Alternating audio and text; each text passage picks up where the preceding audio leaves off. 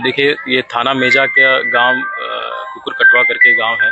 यहाँ पे 3 वृद्ध लोग हैं। एक श्यामलाल हैं, फिर जिनकी उम्र करीब 65 वर्ष है, और अमरावती और इंद्रावती जिनकी उम्र करीब करीब करीब 62 और 60 वर्ष है, जो कि एक ही परिवार के हैं। ये दोनों लोग इन्हीं मृतक के भाई की नमस्कार, मैं हूं शीतला तिवारी और हमारे साथ वरिष्ठ पत्रकार भालचंद पांडे जी हैं। मैं आपको बता दूं कि प्रयागराज की जो घटना हुई है वह बहुत ही शर्मनाक और निंदनीय घटना है। इस घटना की जितनी भी निंदा की जाए वह कम है। आपने देखा था कि प्रयागराज शहर के साउथ मलाका में इसके पहले 4 लोगों की हत्या हुई थी। अब उसके बाद जो है यमुना नगर यानी यमुना पार के घूरपुर थाना अंतर्गत भीटा में एक व्यक्ति की हत्या हुई। अब यह मेजा में जो है ट्रिपल मर्डर फिर हुआ। अब इस मर्डर में जो है हम लोग जो वीडियो आप लोगों को दिखाया था उसमें यह दिखाया था कि आरोपी का नाम तो हिमांशु यादव आ रहा है, लेकिन पुलिस हर एंगल में जांच कर रही है। लेकिन अब पुलिस ने 9 घंटे के अंदर जो है अपराधी को ढूंढ निकाला। और अपराधी कौन है? अपराधी वही है हिमांशु यादव। हिमांशु यादव ने यानी जो गुप्ता परिवार की जो लड़की है नेहा, उससे उसका प्रेम संबंध जो था, और गुप्ता परिवार नहीं चाहता था कि हिमांशु यादव की शादी नेहा से हो। और इसी के एवज में यानी खुन्नस खाए हिमांशु यादव ने यानी अमरावती, इंद्रावती और श्यामलाल 3 लोगों की जो है धारदार हथियार से जो है काट करके रात को हत्या कर दी।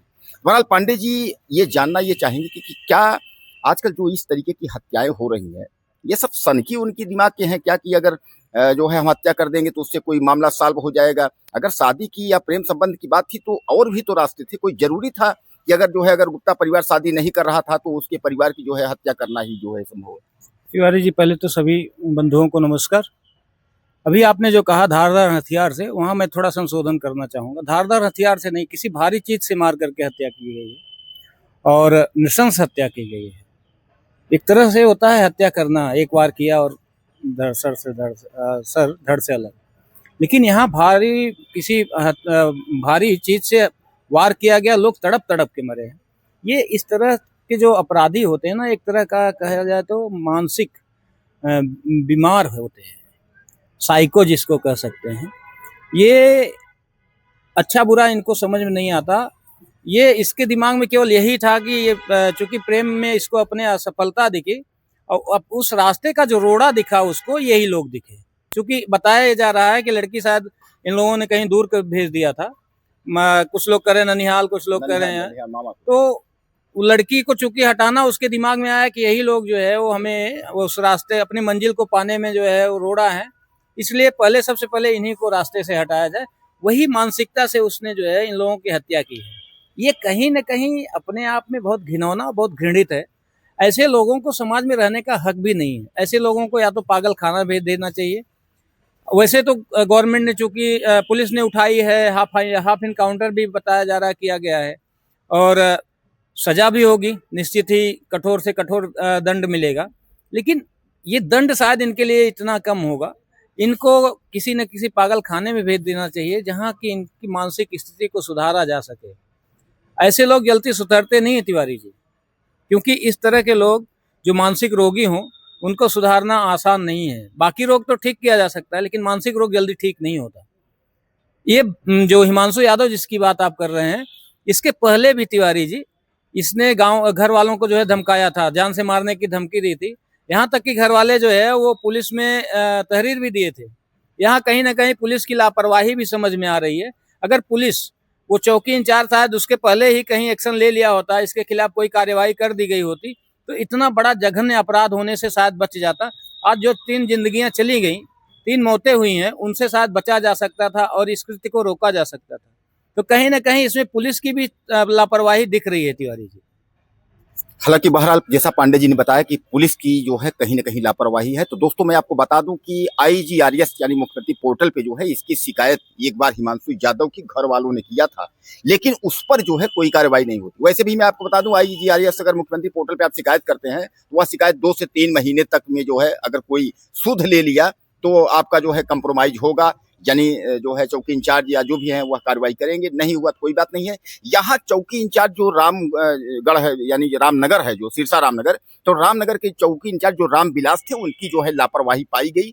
अब उस लापरवाही में जो जोगिंदर कुमार जो आईपीएस आपके जो है कमिश्नर, पुलिस कमिश्नर प्रयागराज हैं, उन्होंने सस्पेंड कर दिया था कि उन्होंने अगर शायद है कि वक्त रहते अगर इस पर कार्रवाई की होती, हिमांशु यादव को उन्होंने कुछ न कुछ सबक सिखाया होता, तो शायद इतनी बड़ी घटना को अंजाम जो है यह नहीं दे पाता। लेकिन दोस्तों कुल मिलाकर के जो है हाफ इनकाउंटर के तहत वह पकड़ा गया और वह सरेंडर करने जा रहा था। पुलिस मुठभेड़ हुई, पुलिस पर उसने गोलियां चलाई, पुलिस ने भी जो है अपने जवाबी फायरिंग में जो है वह घायल हुआ, वह पकड़ा गया। उसने जो है बयान ले लिया, उसने यह बताया कि शादी के लिए ही मैंने जो है यह अपने दोस्त गौतम के साथ, यानी उसका एक दोस्त जो है गौतम है, उस गौतम के साथ जो है वह रात को पहुंच करके और यह घटना को अंजाम दिया है। पांडे जी, इस समय जो है उत्तर प्रदेश समेत खासकर हम प्रयागराज की बात कर ले, प्रयागराज में अपराध का ग्राफ जो है वह बढ़ा है। ऐसा नहीं है कि उत्तर प्रदेश की खासकर प्रयागराज पुलिस कार्रवाई नहीं कर रही है। प्रयागराज पुलिस जो है अपराधियों पर अंकुश लगाने की पूरी कोशिश कर रही है, लेकिन जो ग्राफ बढ़ा है इसके बारे में क्या कहेंगे? देखिए तिवारी जी, जो प्रथम दृष्टया समझ में आता है, वो आदमी पहले कहाँ जाता है? चौकी या थाने में ही जाता है। जितने भी अपराध हुए हैं या जितनी हत्याएं हुई हैं या जितने भी ऐसे कृत्य हुए हैं, उसमें अक्सर आप देखिए तो पहला आरोप जो है नजदीकी पुलिस चौकी पर ही लगता है कि तहरीर दिया किसी ने, वहां पर सूचना दिया, लेकिन वो चौकी इंचार्ज या चौकी ने काम नहीं किया, अपना जो उसकी जो जिम्मेदारी थी उसका निर्वहन उसके द्वारा नहीं किया गया, जिसका प्रतिफल किसी न किसी हत्या या किसी न किसी बड़े अपराध के रूप में सामने आया है। अगर पुलिस, देखिए पुलिस तो कार्रवाई करती है, लेकिन कब? जब काफी लेट हो चुका होता है। अब जैसे जो पुलिस चौकी इंचार्ज, अभी आपने बताया रामनगर, सिरसा रामनगर के पुलिस चौकी इंचार्ज को सस्पेंड किया गया है। अगर ये अपने जिम्मेदारी को समझता, पहले ही इस तरह के जो है अपनी जिम्मेदारी को निभाते हुए हिमांशु यादव के खिलाफ कार्रवाई करता, गिरफ्तारी वगैरह हुई होती, तो हो सकता था उसके दिमाग में भय बैठता, ऐसा काम ना करता। कहीं ना कहीं इस तरह के जितने भी कृत्य हुए हैं तिवारी जी, प्रयागराज की बात नहीं कर रहा हूँ, पूरे सूबे की मैं बात कर रहा हूँ, जहां भी अपराध हुए हैं वहां जो प्रथम दृष्टया परिवार वालों ने आरोप लगाया है वो नजदीकी पुलिस थाने या चौकी पर ही आरोप लगाया गया है कि हमने चौकी या थाने पे तहरीर दिया था, लेकिन उस पर पुलिस ने कोई कार्रवाई नहीं की। अच्छा, उसी ढेर सारे जो काम जितने अपराध हो रहे हैं तिवारी जी, वो इस तरह के अपराध कहीं ना कहीं जो पुलिस की संज्ञान में आने के बाद हो रहे हैं, ये कहीं रोके जा सकते थे पुलिस द्वारा, जो शायद रोका नहीं गया।